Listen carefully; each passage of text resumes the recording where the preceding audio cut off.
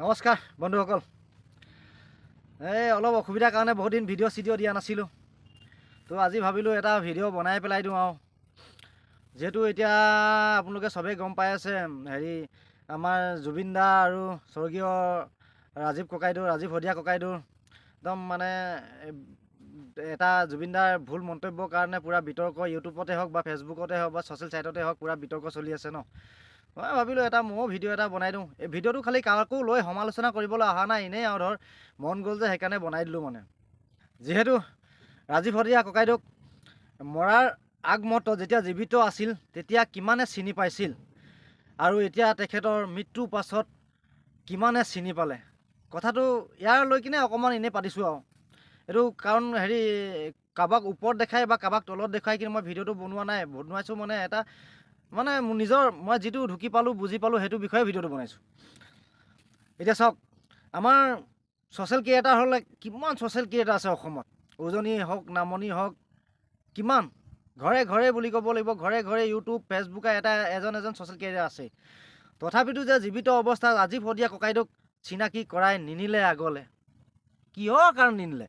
মাজতে মই ইয়াতো কৈছোঁ, এতিয়া আমাৰ বাইদেউ জোন শদিয়া বাইদেউ আছিলে, তেখেতৰ ঘৰৰ ওচৰতে আছিলে, তেখেতক চিনাকি কৰাব লাগিছিলে অসমবাসীৰ ওচৰত। কিমানে কৰালে বাৰু, নকৰালে নহয়। তো কাৰ ভুলৰ কাৰণে আজি ককাইদেউ এইটো অৱস্থা হ'ল যে তেখেতক মৰাৰ পাছত মানুহ চিনি পালে, কিন্তু জীৱিত অৱস্থাত তেখেতক একদম কম সংখ্যক মানুহে চিনি পালে। গান আমি শুনিছোঁ, মানুহজনকতো চিনি নাপালোঁ ন। তো কথাটো কিহৰ কাৰণে কৈছোঁ, এতিয়া মই আজি খালি নেগেটিভকৈ নল'ব, এইটো পজিটিভকৈ ভাবিব কথাটো। স্বৰ্গীয় আমাৰ ৰাজীৱ শদিয়া ককাইদেউক জুবিনে চিনাকি কৰাই দিলে নেকি কেনেবাকৈ। যদি জুবিন দাই যদি ভুল মন্তব্য এটা নিদিয়া হ'লে ইমানখিনিলৈকে আগবাঢ়িলেহেঁতেন না। অসমৰ ছাত্ৰ সন্থাই হওক বা যিকোনো সংগঠন এটাই হওক বা লাচিত সেনাই হওক বা কোনোবা এটা ইমানখিনিলৈকে আগবাঢ়িলেহেঁতেন ন। এটা মন্তব্য, জুবিন দাৰ এটা ভুল মন্তব্যৰ কাৰণে ইমানখিনিলৈকে হ'ল, আগবাঢ়িলে। তো এইটো এতিয়া মোৰ মতেতো মই যিটো ঢুকি পালোঁ, হয়তো জুবিন দাই যদি ভুল মন্তব্যটো যদি নিদিয়া হ'লে কোনো চাগে তেখেতক চিনি নেপালেহেঁতেন। তেখেত এনে গ'লে, কিন্তু আৰু মানে এনেকৈ লুপ্ত হৈ গ'লহেঁতেন বস্তুটো, মানে তেখেতৰ স্মৃতিটো কোনো গম নাপালেহেঁতেন। জুবিন দাৰ এটা ভুল মন্তব্যৰ কাৰণে আজি গোটেই অসমবাসীয়ে তেখেতক চিনি পালে। যিসকলে চিনি পোৱা নাছিলে তেখেতসকলেও নেটত বা গুগলত বা ইউটিউবত বা ছ'চিয়েল ছাইটত চাৰ্চ কৰি তেখেতক চালে যে কোন হৈছিলে ৰাজীৱ শদিয়া ককাইদেউ। কিমান চালে মানুহে। এইটো ভুল কাৰ কাৰণে? এইটো ভুল আমাৰ ৰাইজৰ কাৰণে, ৰাইজৰ অৱহেলাৰ কাৰণে এইটো আজি অৱস্থা হ'ল। তেখেতৰ জীৱিত অৱস্থাত যিটো সন্মান পাব লাগিছিলে তেখেতে নাপালে, কিন্তু মৰাৰ পাছত পালে। আৰু মাজতে মই কৈছোঁ কথাটো যে এইটো নেগেটিভকৈ নল'ব, বাৰু পজিটিভকৈ ভাবিলে যদি হয় নহয় মোৰ কথাটো ভাবকচোন। যদিহে জুবিন দাই যদি এনেকুৱা ভুল মন্তব্য এটা যদি দি নিদিয়া হ'লে এইখন অসমত ইমান ডাঙৰ এটা এনেকুৱা হ'লহেঁতেন না। ৰাজীৱ শদিয়া ককাইদেউক কোনো হয়তো চিনি নাপালেহেঁতেন পিছৰ চামে, কিন্তু এতিয়া চবেই চিনি পাইছে। এইটো বহুত আগতে হ'ব লাগিছিলে।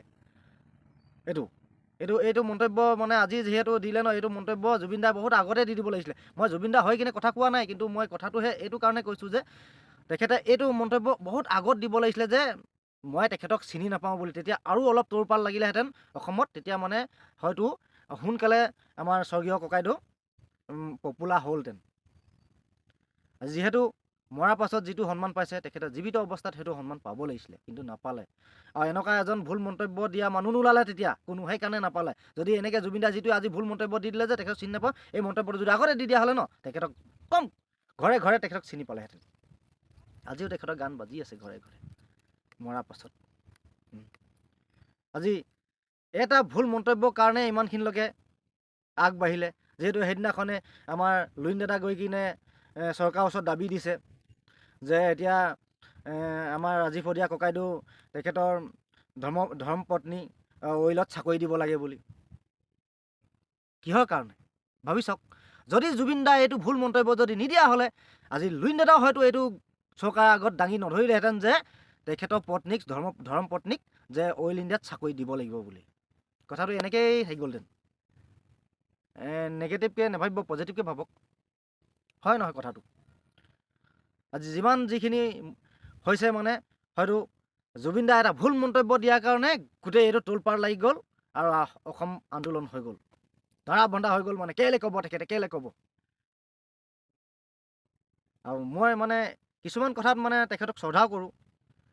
সেইকাৰণে মই কৈছোঁ যে তেখেতে যদি আজি এই মন্তব্যটো, হয়তো তাৰ মাইণ্ডত কি হৈ থাকে নাজানো, কিন্তু কোনোবাই পগলা বুলি কয়, কিবা কয়, হয় তেখেত পগলাই হয়।